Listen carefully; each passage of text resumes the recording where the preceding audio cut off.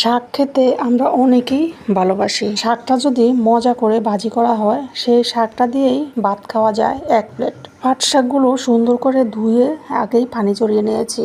চিকন করে কেটে নেব। খালাকে বলেছি কেটে দেওয়ার জন্য।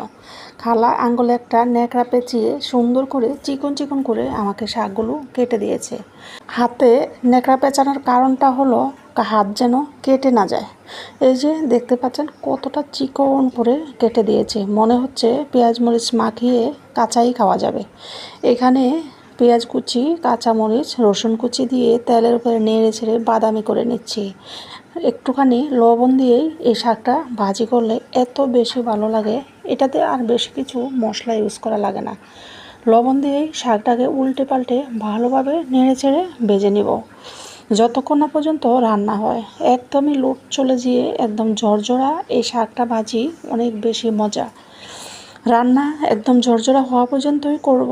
আর গরম ভাতের সাথে এই শাকটা তো অসাধারণ, খুবই টেস্টি। ভিডিওটি সম্পূর্ণ দেখে লাইক, কমেন্ট, শেয়ার করতে ভুলবেন না। আল্লাহ হাফেজ।